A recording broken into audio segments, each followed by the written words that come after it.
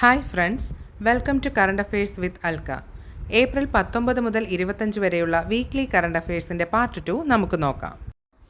തുടർന്നും current affairs അപ്ഡേറ്റുകൾ ലഭിക്കുന്നതിനായും video കാണുന്നതിനായും എല്ലാവരും കറണ്ട് അഫയേഴ്സ് അൽക്ക എന്ന ചാനൽ സബ്സ്ക്രൈബ് ചെയ്യുക. അതുപോലെ തന്നെ ഈ വീഡിയോ മറ്റുള്ളവരിലേക്ക് എത്തിക്കാൻ ഷെയർ ചെയ്യുക. ഇന്ത്യയുടെ 95-ാം chess grand master.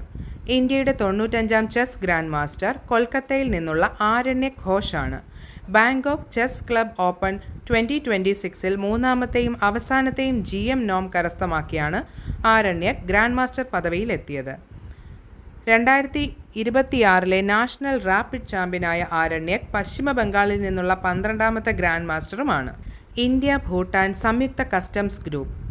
7ാമത് India Bhutan സംയുക്ത കസ്റ്റംസ് ഗ്രൂപ്പ് യോഗം 2026 ഏപ്രിൽ 20-21 തീയതികളിൽ കേരളത്തിലെ മൂന്നാറിൽ വെച്ച് നടന്നു. ലക്ഷ്യം നികുതി വെട്ടിച്ചുള്ള വാഹനക്കടത്ത് തടയുന്നതിനും ഇരു രാജ്യങ്ങളും തമ്മിലുള്ള അതിർത്തി സുരക്ഷ, വ്യാപാര സൗകര്യങ്ങൾ എന്നിവ മെച്ചപ്പെടുത്തുന്നതിനുമാണ്.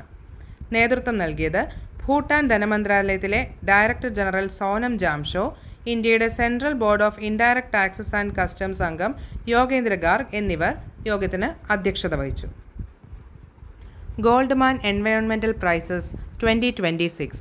പരിസ്ഥിതി ലോകത്തെ ഗ്രീൻ നോബൽ എന്നറിയപ്പെടുന്ന ഗോൾഡ്മാൻ എൻവയോൺമെൻറ്റൽ പ്രൈസ് 2026 ഏപ്രിലിൽ പ്രഖ്യാപിച്ചു.